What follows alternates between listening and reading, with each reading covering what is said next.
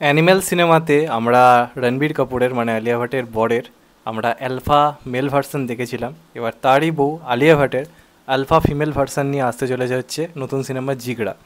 তো এই যে ট্রেলারটা আজকে বেরিয়েছে, ট্রেলারটা অনেক কিছু আমার পজিটিভ লেগেছে। তার আগে যেটা আমি বলবো, এরা যে প্রমোশনটা করছে একদম ঠিকঠাক সিনেমা আনার আগে। কারণ দেখুন, এখন এই ধরনের সিনেমার ওয়ার্ক অনেকটাই বেশি করছে, লোকে পছন্দ করছে, একটু অ্যাকশন ওরিয়েন্টেড কাজ। প্রথম যখন এরা টিজারটা আনলো সেটা কিন্তু খুব ইমোশনাল ছিল, সেটার মধ্যে ইমোশন ভরপুর ছিল। সেটা সেই গানটাই হোক বা তার সঙ্গে সঙ্গে ইমোশনাল যে দিকটা সেটা ছিল, অ্যাকশন সেইভাবে দেখায়নি। কিন্তু এই যে ট্রেলারটা এনেছে সেটা কিন্তু পুরোপুরি অ্যাকশন ওরিয়েন্টেড একটা ট্রেলার রেখেছে। ইমোশনাল দিক এটাতেও রয়েছে, কিন্তু এটা মেন ফোকাসটা করেছে অ্যাকশনটার ওপর। এখানে আমরা বেশ কিছু জায়গায় দেখতে পাচ্ছি আলিয়া ভাট রীতিমতো অ্যাকশন করছে, ক্যারেটেক মুভ করছে, তো সমান লড়াই পাল্লা দিয়ে। তার মানে বোঝা যাচ্ছে কিন্তু রীতিমতো প্রপারলি ট্রেনিং নিয়েছে এবং অ্যাকশনটা প্রপারলি শিখেছে। কারণ এর আগে তো আমরা আলিয়া ভাটের কোনো সিনেমায় একদম হ্যান্ড টু হ্যান্ড কম্ব্যাট করতে খুব একটা দেখিনি।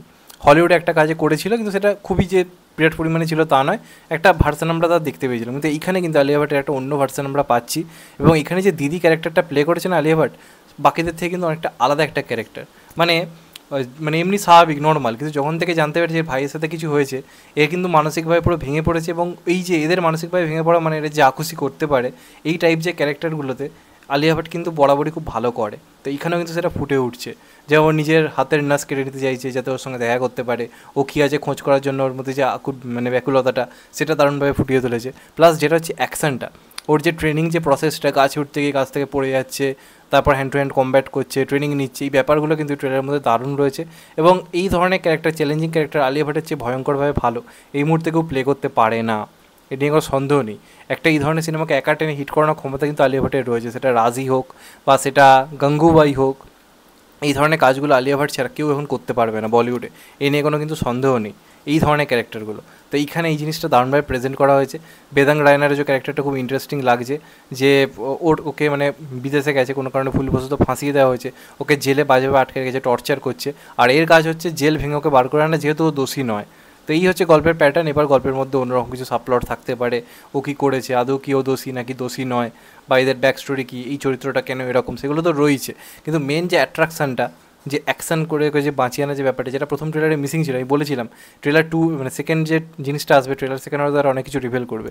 তো এইখানে কিন্তু সেই বিজিএমের মধ্যে বলি বা সব কিছুর মধ্যে বলি, সেই অ্যাকশন জিনিসটা কিন্তু ভরপুর রেখেছে এবং সেটা কিন্তু দেখতে বেশ ভালো লাগছে। বেসিক্যালি একটা সিন ওপর থেকে টালি বেয়ে নাপছে, ওই শটটা কিন্তু দারুণ ছিল।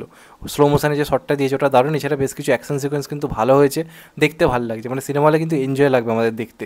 থ্রিল যে মোমেন্টগুলো গল্পের মধ্যে, যে একে বাঁচাবার জন্য যে ব্যাকুলতাটা, সেটা কিন্তু আমাদেরকে শেষ পর্যন্ত বসিয়ে রাখতে রীতিমতো মানে রাখবে, যেরকম যে ট্রেলার থেকে বুঝতে পারছি। এছাড়া অনেক রকম কিছু মানে রহস্য রাখা রয়েছে, যেমন কিছু কিছু চরিত্র আমরা দেখতে পাচ্ছি আসছে আবার অদৃশ্য হয়ে যাচ্ছে, সেগুলো কারা, ওগুলোর সঙ্গে কিছু ব্যাক স্টোরি রয়েছে কিনা। কারণ জেলের মধ্যে একটা শর্ট দেখতে পাবে, অনেকজন যাচ্ছে ছুটে ছুটে, তার মধ্যে একজন রয়েছে হঠাৎ করে অদৃশ্য হয়ে গেল, সেটা কে, যার দিকে আলিয়া ভাট তাকিয়েছিল।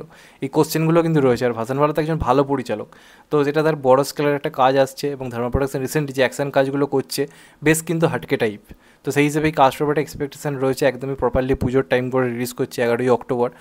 বাংলা সিনেমার খুব একটা চাপ হবে না, কারণ এটার অডিয়েন্স আলাদা, এই নিয়ে কোনো সন্দেহ নেই। তবে এই কাজটা কিন্তু ভালো হবে, দেখে ভালো লাগছে। এবং আলিয়া ভাটের এই সিনেমাটা কিন্তু হিট করানোর ক্ষমতা রয়েছে। দেখা যাক শেষ পর্যন্ত হিট হয় কিনা। ভালো সময় আসছে, খুব একটা বড় কোনো সিনেমা নেই, তো আশা করে যে এই সিনেমাটা কিন্তু ভালো কিছু করবে। ট্রেলারটা আমার বেশ ইমপ্রেসিভ লেগেছে। তোমাদের কেমন লেগেছে কিন্তু অবশ্যই কমেন্ট করে জানিও। চ্যানেলটা নতুন হলে চ্যানেলটা সাবস্ক্রাইব করে দিও and get the bell icon. ভালো থেকো সবাই, টেক কেয়ার, নমস্কার, আবার দেখা হবে। এখন তো বাই, সবাই ভালো থেকো, সুস্থ থেকো, টেক কেয়ার, নমস্কার, আবার দেখা হবে। এখন তো বাই, টেক কেয়ার, সবাই ভালো থেকো।